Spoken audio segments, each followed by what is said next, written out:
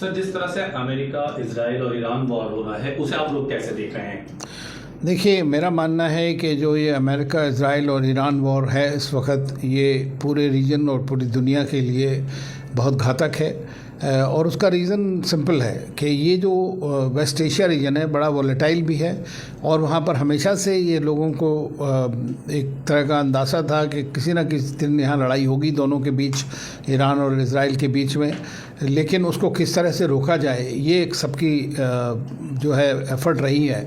लेकिन अनफॉर्चुनेटली इस बार हमने देखा है कि इजरायली अटैक्स के बाद में ईरान ने रिटेलिएट किया है और ये बढ़ता ही जा रहा है। उससे क्या है कि पूरे रीजन जो ऑयल रिच रीजन है, गैस रिच रीजन है, जो कनेक्टिविटी प्रोवाइड करता है अफ्रीका, यूरोप और एशिया, इन तीनों कॉन्टिनेंट्स को और दुनिया को, वहाँ पर अनस्टेबिलिटी के बहुत ज़्यादा चांसेस हैं।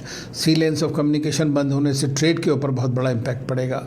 तो इसलिए ज़रूरी है कि डिप्लोमेटिक एफर्ट्स की जाएं और इस युद्ध को आगे बढ़ने से रोका जाए। सर, इस्लामिक कंट्रीज बहुत सारी अब ईरान के साथ आएगी जो पहले ईरान के साथ नहीं थी, उनका ईरान के साथ आना ये किस तरह से आप देख रहे हैं? देखिए, इस्लामिक कंट्रीज़ इसलिए नहीं आ रही हैं कि वो खाली रिलीजन की वजह से आ रही हैं, वो अपना नेशनल इंटरेस्ट है उनका।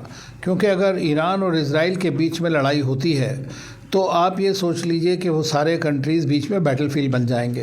रीज़न ये है कि लगभग 25 बेसेस हैं यूएस के जो इस रीजन के अंदर हैं। 40,000 से ज़्यादा वहाँ के लोग, आर्मी पर्सनल वहाँ पर हैं, सपोर्ट स्टाफ है। बहरीन में समझ लीजिए कि एक 7th फ्लीट का बेस है। तो इतने सारे बेसेस और इतना सब कुछ है, तो जब लड़ाई होगी तो मिसाइल्स कहीं भी जा सकती हैं, किसी के यहाँ पे भी ऑयल हो सकता है। तो अलग अलग थ्रेट्स इस तरह की हम लोग देखते हैं जो आती हैं। लेकिन ये बात सच है कि OIC जो है, ऑर्गेनाइजेशन ऑफ इस्लामिक कंट्रीज़, वहाँ पे सब लोगों ने ईरान के को सपोर्ट किया है और इजराइल के जो एक्शन है उनको कंडेम किया है। सर, बहुत सारे भारतीय अभी भी फंसे हुए हैं, इसका कितना असर आप देखते हैं? देखिए, मैं खुद इन्वॉल्व रह चुका हूँ कई इवैक्यूएशंस में। तो एक तो बात यह है कि भारत अपनी तरफ से पूरी कोशिश करेगा कि हर एक नागरिक को जो भी अफेक्टेड है उसको बाहर ले आए कॉन्फ्लिक्ट जोन से।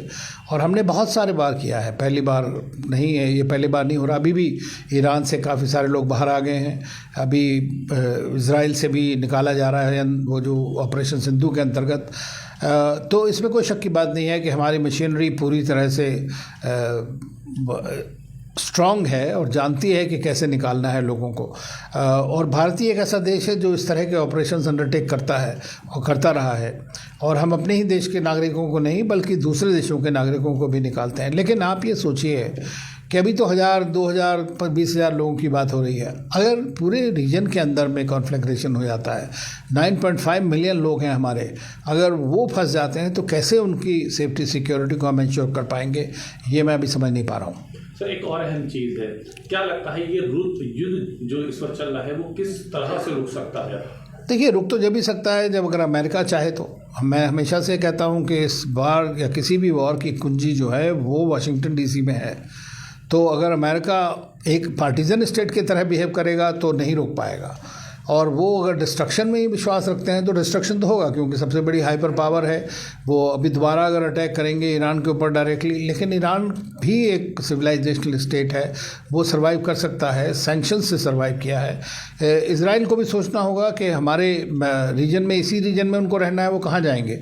तो कब तक वो इस तरह का युद्ध को लेकर के या सिक्योरिटी रिलेटेड एस्पेक्ट्स या वेपनाइजेशन के थ्रू वहाँ पर अपने आप को सिक्योर रख पाएंगे। तो देखिए, सबका इंटरेस्ट इसी में है कि किसी ना किसी तरह से शांति बने।